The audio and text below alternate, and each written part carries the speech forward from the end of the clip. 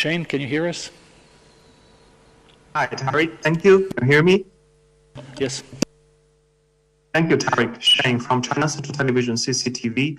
In most states of United States, at least 1/3 of COVID-19 deaths are from the long-term care facilities. How could this happen?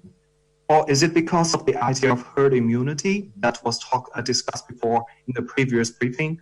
Or there's lack of the care for this vulnerable group? Thank you. Yeah, I think the issue of deaths in COVID-19 in long-term care facilities is a phenomenon that's unfortunately happened all over the world. And many countries have been affected by this around the world.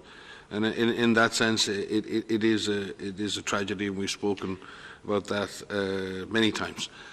There are many, obviously, factors driving this. The population of people who live in long-term care settings are very often older and have many have underlying conditions. So they're a very vulnerable community from that perspective.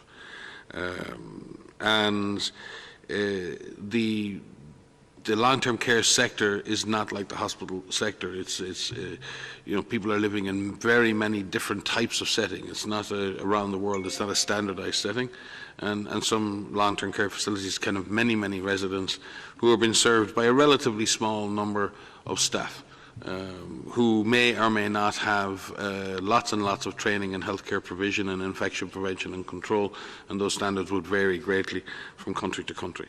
But I think the one thing that most countries would accept is that we haven't managed to shield those centres from disease entering, and when the disease has entered those long-term care facilities, it has been extremely difficult to prevent the spread in those facilities, and a lot of our wisest people have died in that. And I think this is something that's going to have to be dealt with as countries now emerge from a high incidence phase, because not only is it a tragedy that this disease is occurring and killing so many people in those facilities, if that disease remains in those facilities, it will come back out into communities through the workers who work there and families who visit.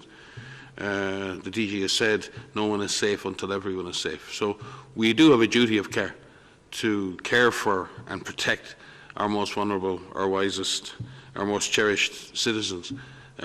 And we also need to take this on, because our communities will not be safe in many countries where over 50% of all the cases have been in long-term care facilities.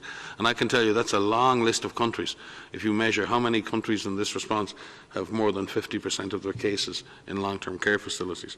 But we also have long-term issues to face in terms of how we are providing care for our older citizens, and how that is delivered and how that is paid for and how safe and how appropriate that is. That's a bigger discussion for another day, but it's one that will have to happen. But for now, we need to shield those very vulnerable people, and we need to be sure that we pick up these diseases. It's a bit, we were discussing earlier today with our colleagues who work in the NGO sector about refugee camps, and we spoke historically how one case of measles or one case of meningitis in a refugee camp is an emergency, because the consequence of not reacting to that first case are so catastrophic. And we need to have that view when it comes to respiratory disease in long-term care facilities. And I think there may be a degree of complacence that if someone has a respiratory disease in a long-term care facility, well, that person's just old, or that may or may not be COVID. I think we have to have a high index of suspicion, and I think we need to be very reactive, and I think we need to provide support to those facilities. And I've seen some very good examples of hospitals, local hospitals, twinning and providing direct support to long-term care facilities to support their infection prevention and control, to have more access to doctors and nurses to come and help them make diagnosis, to have more rapid testing available and prioritised for long-term care facilities. They're the things we can do immediately in order to address the immediate needs.